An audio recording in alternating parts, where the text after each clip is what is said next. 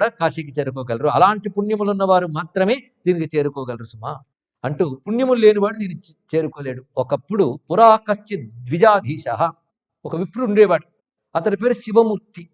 అతను వేరే క్షేత్రంలో ఉండేవాడు. అతను ఎంత గొప్పవాడంటే సర్వశాస్త్ర విశారద, సర్వ వేదార్థ తత్వజ్ఞ. సామాన్యుడు కాడు, వేదార్థ తత్వములు తెలిసినవాడు, సర్వశాస్త్రముల్లో నిపుణుడు, నీతిమాన్, నీతి తెలిసినవాడు, మంత్రి, మంత్రి పదవిలో ఉండేవాడు. అంటే మంచి ఆలోచనాపరుడు, గొప్ప ఆలోచనలు ఇచ్చేవాడు ఆయన. సర్వదా శివ పూజక, అతను ఎల్లవేళ శివ పూజకుడు. పైగా గొప్ప సంపదలు కూడా ఆయన దగ్గర ఉన్నాయి. ఎందుకంటే మంత్రి కదా, సంపదలు ఉన్నాయి. పైగా యవ్వనంలో ఉన్నాడు. ఇది ఈ కథ చెప్పడం ఉద్దేశం ఏంటంటే వృద్ధాప్యంలో చూసుకుందామని స్కీములు పనికిరావని చెప్పడం కూడా, శ్రద్ధాళువులకి ఇవన్నీ కూడా. తతస్స మన్మథాకారో నవమన్మథక నిందక, నవమన్మధుడు కూడా నిందించేటంత సుందరుట్ట, మంచి యవ్వనంలో ఉండేవాడు. అయితే ఆయన ఇంత శాస్త్రాలు చదివాడు గనక పురాణ శ్రవణాసక్త, పురాణములు చూసి అందులో కాశీ మాహాత్మ్యాన్ని విన్నాడు. విన్నాక ఆయన కళ్ళ నీళ్ళు వచ్చాయి. ఎన్నో పుణ్యాలు చేస్తే గానీ కాశీ దొరకదే అని వాళ్ళ ఆవిడితో చెప్పాట. కాశీక్షేత్రస మాహాత్మ్యం శృతమధ్య మయాధునా, నేను ఈ మధ్య కాశీక్షేత్రం గురించి చాలా విన్నాను. ఎంతో తపస్సులు చేస్తే గానీ కాశీ పొందడం. గర్జన్మల్లో ఏ తపస్సులు చేశానో నాకు తెలియదు. ఈ జన్మలోనైనా మనం తపస్సులు చేసుకోవాలి. ఏమంటామంటే భార్య ఎంత గొప్పది అంటే ఈ లౌకిక వ్యవహారానికి కట్టబెడదాం, మనం తపస్సుకు వెళదామని చెప్పి, వివృతాస్య మదోన్మత్తా శ్రీ కాశీ పాలకాక్యల, పైగా భార్యతో చెప్తున్నాడు, కాశీకి వెళదామంటేనే ఉగ్రమైన శక్తులు అడ్డుకుంటాయట. వాళ్ళు ప్రసన్నం కావాలంటే మనకు తపోబలం చాలా గొప్పగా ఉండాలి. అందుకే కాశీకి వెళ్ళడం అంత తేలిక కాదు సుమా అంటూ కాశీ వైభవాన్ని భార్యకి చెప్పి వివరిస్తున్నాడండి. తదేవ ఆరాధ్యమవలం మర్చే దేవాసురైరపి, ఆ కాశీలో విశేషంగా వేదాంతముల సారమైన వస్తువు ఒకటి ఉంది సుమా కాశీలో. అదేమిటంటే విశ్వేశ్వరాభిధం లింగం జ్యోతిరూపం సనాతనం. జ్యోతిరూపుడైన విశ్వేశ్వర లింగం అన్నది ఇక్కడ. వేదాంత సంవేద్యం ఏకమస్తీతి సంస్కృతం తల్లింగ దర్శనా సజ్జో ముచ్యతే కిల పాతకి. దర్శనం చేస్తే చాలు విశ్వనాథ లింగాన్ని, పాపాలు పోతాయి. తదేవ ఆరాధ్యమవలం మర్చే దేవాసురైరపి, దాని మానవులు మాత్రమే కాదు దేవాసురులు కూడా ఆరాధన చేస్తూ ఉంటారు. అందుకే తద్వైశ్వేశ్వర ఉత్కృష్టమానా అనాద్యంతం అనామయం. అది వైశ్వేశ్వర అంటే విశ్వేశ్వర లింగం, దాన్ని ఆరాధించాలి. అది మనం ఎలాగో చూడాలి.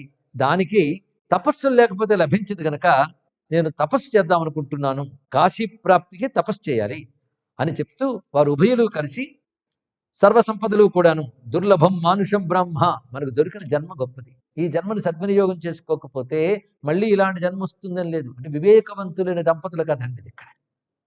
పైగా దొరికిన జన్మ లాంటిది ఏదో తెలియని జన్మ కాదు. వేదాది శాస్త్రములు చదివి వాటి అర్థం తెలుసుకుని అనుష్ఠించగలిగే ఒక మంచి జన్మ వచ్చింది. అందుకే దుర్లభం మానుషం బ్రాహ్మణ్ జన్మ.